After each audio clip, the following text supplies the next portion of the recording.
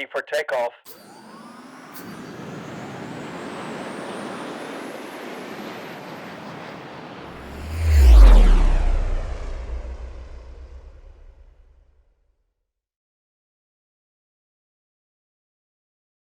All right. Hi, everyone. I'm super excited to be here this morning at the first day of RubyConf. Are you guys all excited? Yeah, nice. I can feel the fresh first morning of the conference energy. I'm Benji. I'm a software engineer at Zappi. I'm originally from Cape Town in South Africa, but I currently live in London. Just a little bit about me. I love traveling. I love being in nature. I love cooking and eating all kinds of food, so you can imagine how much I've enjoyed Houston. I also love technology, coding, and data. So if you're interested in any of these, come grab me afterwards for a chat. I'm going to be talking to you today about a fun project that we've been working on for the past year in the Zappi X team, which is Zappi's R&D unit. The project is all about a custom data indexing system that we built using Ruby, graphs, and bitmaps. I hope you enjoy. Before we dive into the nitty-gritty, here's just a quick overview of what we'll be running through this morning. We'll start off with a bit of background information, and I'll paint a little picture of the world before we had RGB. Spoiler alert, it was black and white. Had to make that joke. But we'll dig into some of the problems that we had, which included how we were applying context onto our data, how we were storing our data, and how we lacked connections between our data points. I'll then touch on what we needed and run through a quick demo of what we came up with. And after that, we'll get a bit nerdy and talk about the composition of the MeasureStore and dive into some of the technical details around the bitmaps and graphs. And to finish off with, I'll run through some of the metrics of the final solution and what the next steps are for the project. I hope that sounds good. Let's get cracking. So at Zappi, we're all about collecting survey data. We've got suites of research products which have collections of questions or surveys on them. And on those, we perform some modeling to get useful insights. So we're usually testing stimuli such as videos or images, and we do the whole thing from ensuring that the right people answer the survey and that they're rewarded for answering that survey, all the way to executing the IP in our computation engine to drive the insights that get displayed in the charts to our users. So we'll run through what that looks like in our system real quick. So we've got our respondents that answer the survey in a question, the questions in a survey. And these then get turned into what we call measures. Now, a measure is a digital representation of a reading from the real world. And I might use question and measure interchangeably throughout the talk, but that's just because our reading from the real world is coming in from survey questions. But these questions get passed into our reporting platform, where we can start doing some modeling on them through our in-house computation engine called Quattro. Quattro essentially allows us to use Python's pandas through Ruby so that we can store and perform operations on these measures through the form of a data frame. Our CTO, Brendan, goes into the real reasons why we did this in his talk from RubyConf in 2014. But at least for me, the best reason is that we just love Ruby. So these modeled measures then get stored into our SQL database in the form of serialized or pickled, as they call them in Python, data frames. And when our users come into the platform, they can select the surveys that they're interested in, and then they can dive into the various charts that we provide. When pulling the data for these charts out, we're fetching the respondent-level data from SQL. And this data is mostly pre-aggregated and cached. And then we can do some additional computation on it to derive the useful insight that gets shown in the chart. So these charts allow for filtering of respondents so that you can get a better understanding of how different demographics responded to your stimuli. And they can also give our users benchmarks to compare their numbers against. The platform at the moment is incredibly good at this type of analysis, where a user has selected a subset of their studies, and they want to do some kind of cross-comparison between them. And the architecture of the platform is also really good at storing the dependencies behind the models and that we're computing, and the computation engine is optimized for processing these models and their dependencies. But we want more. We want to query all of our data and in real time. So we want to store the connections and relationships between the different data points that we run. All of this is so that we can do meta-analysis over the whole data set so that we can get an even deeper understanding of the platform, the data in our platform. So as you would imagine, nothing is ever that simple when you want all the things. So let's take a look at some of the problems that we're facing that were stopping us from getting there. The first problem that we needed to consider is context. So when fetching all of the data for something, we need to make sure that that data that we're fetching actually represents the same thing. And the best way to think about this is through an example. So let's consider the case where we want to find out how the brand Yamaha is doing for a particular metric, something like ease of use. So how easy was this thing to use? So if we wanted to write a query for this, we'd say, get me all of the data where the measure is ease of use and the brand is Yamaha. And we get all this data back, and we plot the distribution of it, and we're like, hang on, there's something funky in the data. We've got these two bumps where some people thought that it was easy to use, and others thought that it was hard to use, which, for the sake of this example, is unexpected. So we take a second to think about it, and we realize, oh, hang on a second, Yamaha make motorcycles, and they also make pianos. This could be what's causing this anomaly, where motorcycles could be pretty hard to use, and pianos are maybe pretty easy to use. So now we need to know in what context a given measure was asked in that survey. Was it in the vehicle category, or was it in the musical instruments category? And this additional level of context is really key when running this meta-analysis. And for me, the ease of use for both of these categories would probably be 0. I'd crash the motorbike and probably flip the piano out of rage. But no, let's get back to it. So the next problem that we had is storage. So as I mentioned before, we're storing all of our data as serialized data frames in SQL. So we're also storing them each measure on the survey level. So if we run 4 surveys, all with the same measure, we would end up with 4 serialized measures, which would need to be concatenated together in order to get back the data for those 4 measures combined. So to put this into some code, for a given measure, we need to go through each of the surveys, fetch and deserialize the measure, and ultimately concatenate them together at the end. And you put this onto a database where you've got tens of thousands of surveys, and that's a lot of deserialization and concatenation. So it's pretty slow, to put it lightly. The last thing that we had to consider is the connecting of different data points, and we call this harmonization. Harmonization is all about knowing what data should be treated the same. We can break this down into 3 broad categories. So you've got the measure or the question, the stimuli or the context in which something was asked, and the audience or the people that you're asking. So we'll run through a couple of examples of this. For measure-based harmonization, let's say we've got 2 questions. Question 1 asked, on a scale of 1 to 10, how easy is this to use? And question 2 asked, after that amazing experience, how would you rate its ease of use out of 10? And let's say that these 2 measures mean the same thing, so we get this little bidirectional arrow indicating that they're the same. Now, when fetching all of the data for question 1, I should get the data for both question 1 and question 2 together. And these measures are now what we'd call harmonized.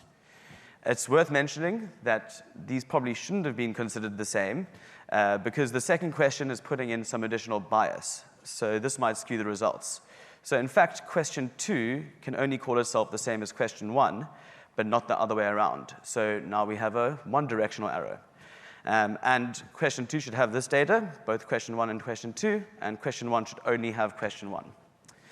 Sorry, it's a lot of questions. The same principle applies to other factors of harmonization, where in the case of the stimuli, you would treat the metadata of the study as the question in this example. So something like this, where in one survey we asked motorcycles, and in another one we asked motorbikes. We know that these 2 things should be the same thing going forward, so their data can be harmonized.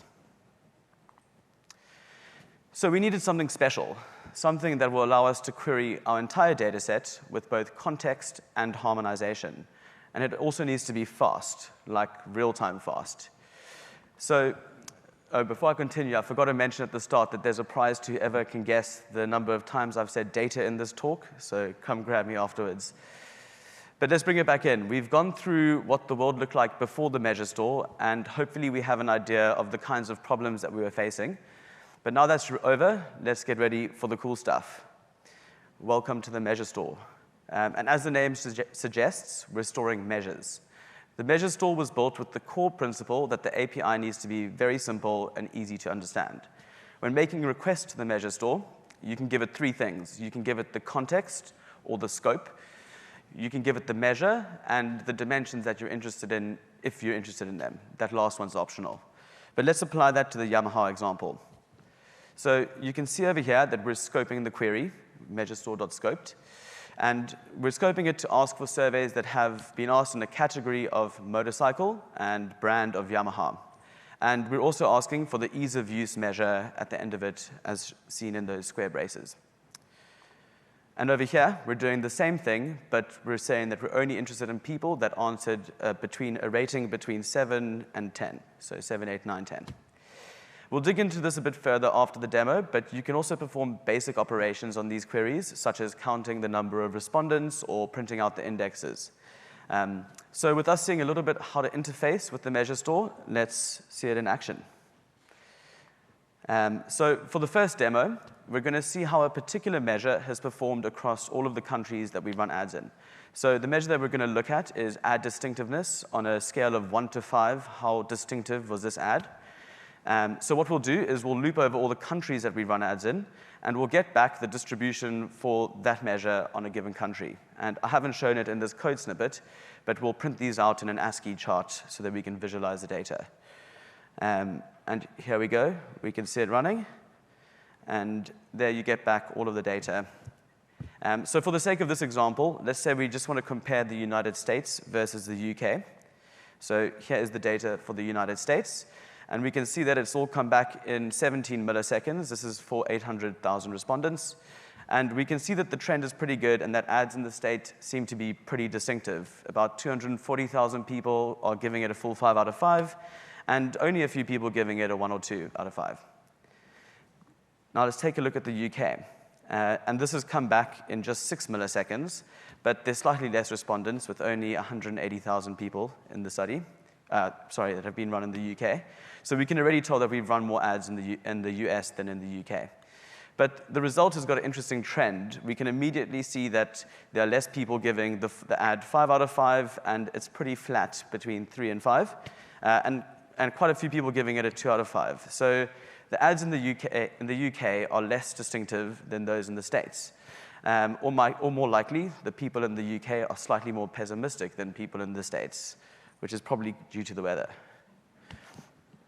But now let's take a look at another type of analysis, which involves crossing of two different measures. And this is really popular when trying to see how two measures will relate to each other. And what we'll do is we'll cross the persuasion measure with the watched full ad measure. And this will tell us if people who watch the full ad find it more persuasive. So watched full ad only has 2 dimensions. It's either a yes or a no. And we'll loop over those and do this cross product between persuasion and that dimension. And we'll run that real quick. And we get the data back. We get 2 histograms. But let's dig into that. So here's the distribution for persuasion and those who watched the full ad. And this data came back in 23 milliseconds, and it's doing a cross between 1.5 million respondents who asked the persuasion question and 1.3 million respondents who watched the full ad.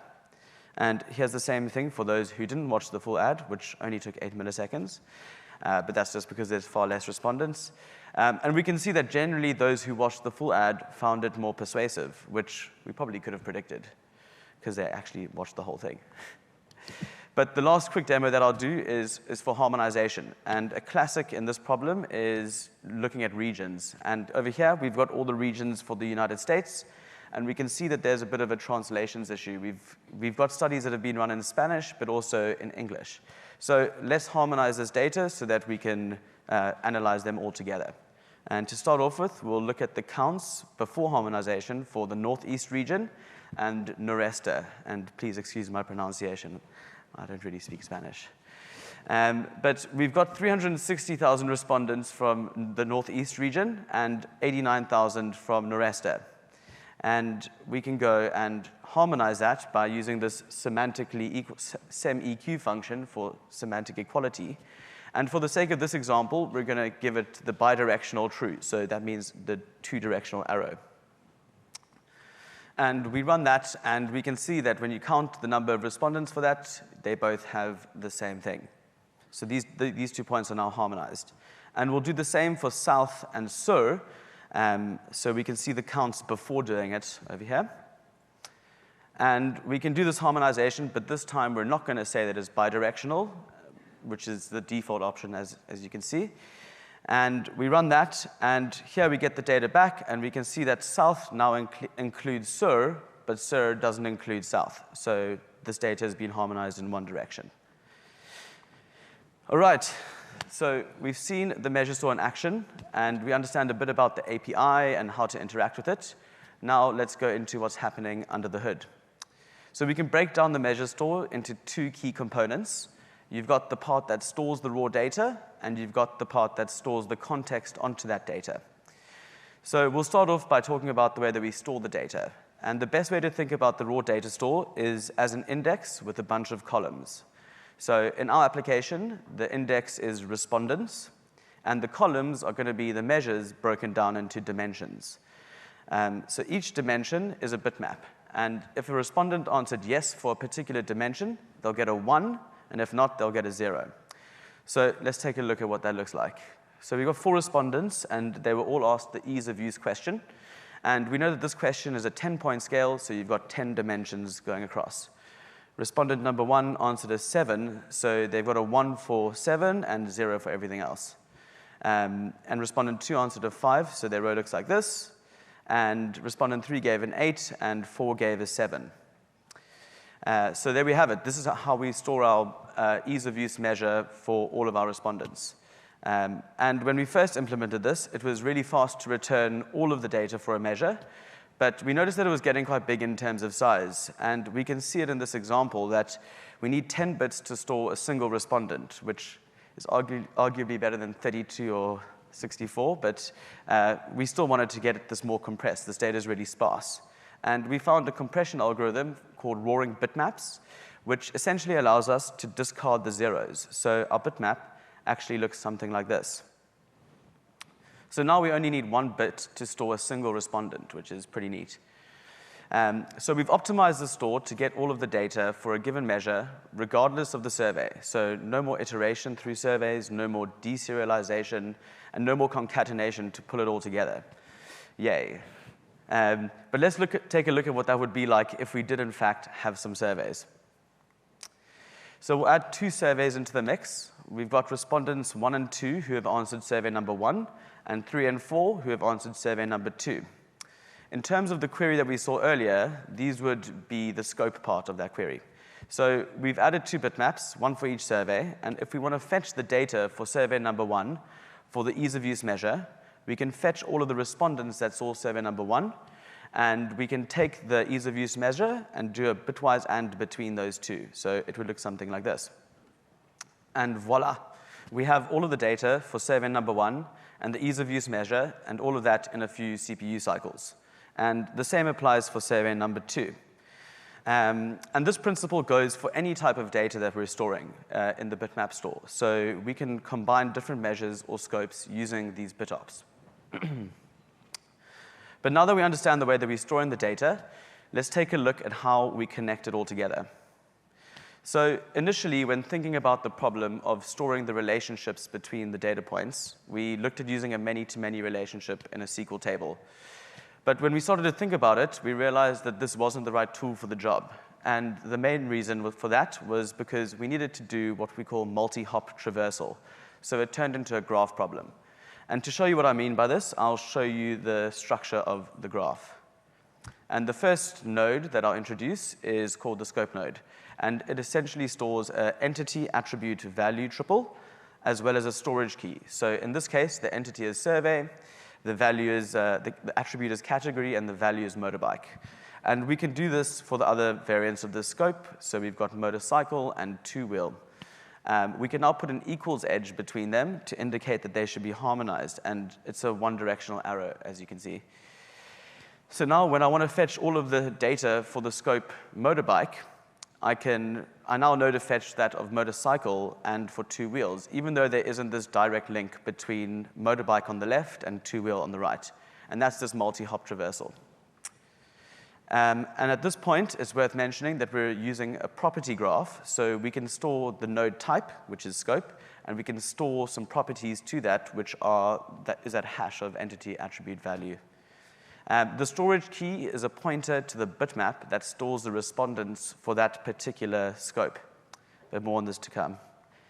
The next node that we have is the measure node, which has a value property to say what the measure name is, so ease of use. And we can scope this measure by adding a scoped edge to indicate that this measure has been asked in the context of the connected scopes. And a measure node needs to have measurements, and these measurements have a storage key, and these storage keys point to the bitmaps that hold the raw data for that particular dimension or measurement. And in the example of the bitmaps that we saw earlier, each of these would be a single column of the dimensions for the ease of use measure. The measurement nodes capture a measure, so we can add that edge to them, and we've got this captures edge. And finally, we've got the constant node, which contains the details of the measurement. And this has a value property to say what the dimension was, so 5, 6, or 7.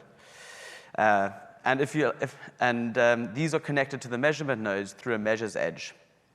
And these measures edges have a dimension property to indicate the type of constant that it is. So in this case, it was a choice. So sorry, that's a lot to take in. And if I lost you in that process, let me quickly summarize how it all connects together. So we have the graph with the nodes and edges, which store the scopes, measures, and the relationships between them. And then we've got the bitmaps, which hold the raw data.